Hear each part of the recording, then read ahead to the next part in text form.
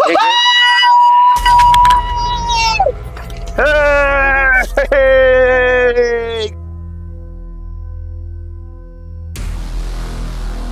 बंट्या इथेच आहे ना आपल्या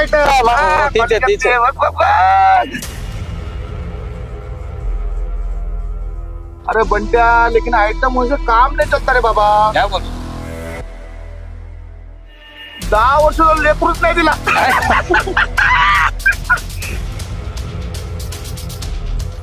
बघ बघ कशी बघतीये ती. मला काय वाटतं तिनं माझ्यापाशी यावं. हमारे पास आओ 2 दिन में रिजल्ट है. हाँ पहले इस्तेमाल करे फिर विश्वास करे फिर देखो काम कैसे होता है. झटपट फटाफट.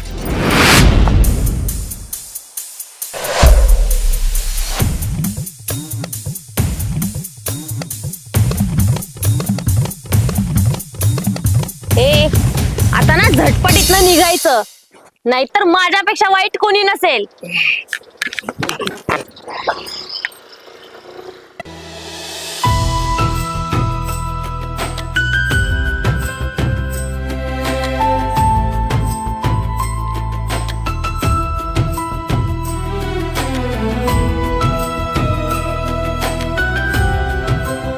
सायली रडू नकोस.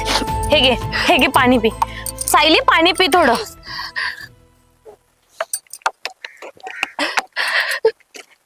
तुला किती वेळा सांगितलंय ह्या अशा लोकांना उत्तर द्यायला शिक. नाही राधा, नाही लढू शकत मी. नाही सामोरी जाऊ शकत या लोकांना. मग काय करणार आहेस मला सांग. लहानपणापासून हे तू असंच ऐकत आलीयस. इथून पुढे पण तुला हे असंच राहायचं असेल ना तर ते सहन करायची ताकद पण ठेव. नाहीये माझ्यात ताकद राधा, नाहीये. अरे बाळा असं बोलून चालणार नाही. आणि आज मी एक निर्णय घेतलाय. आजपासून तू जेव्हा जेव्हा घराबाहेर पडशील तेव्हा तेव्हा सावलीसारखी मी तुझ्या मागे असेल.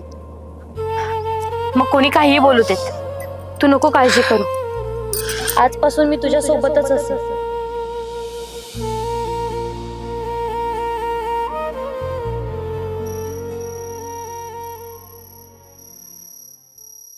काय गरज होती तुला घराबाहेर निघायची? हा जर तू घराबाहेर निघाली नसतीस तर ती लोक तुला बोललीच नसती ना. श्रेयस, मी घराबाहेर जाणं सोडून देऊ का? मी असं म्हणत नाहीये सायली, पण तू घराबाहेर गेलीस ना की माझं नाव खराब होतं. त्या लोकांना असं वाटतं की माझ्यात काहीतरी दोष आहे. हे कळतंय का तुला?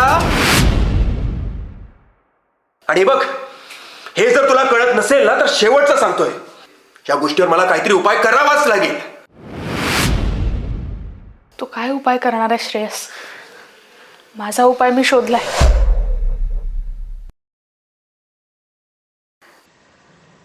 आजपासून राधा माझ्या बरोबर सावलीसारखी उभी राहणार. कारण आज जर ती नसती ना तर माझं काय झालं असतं मला नाही माहित. बस सारखा आपला राधा राधा राधा. तुला वाटत नाहीये तू त्या राधावर जरा जास्तच अवलंबून राहतेस? काय ना श्रेयस, माणसाला ज्याचा आधार मिळतो ना त्याचाच आधार घेऊन तो पुढे जात असतो. सायली, तू जास्त बोलतेस असं वाटत नाहीये का तुला? असेलही कदाचित, पण जो व्यक्ती फक्त स्वतःचा विचार करत असेल आणि स्वतःचं नाव खराब होऊ नये म्हणून त्याच्या हक्काच्या बायकोला बंधनात ठेवत असेल ना, तो व्यक्ती आधार नक्कीच नाही देऊ शकत.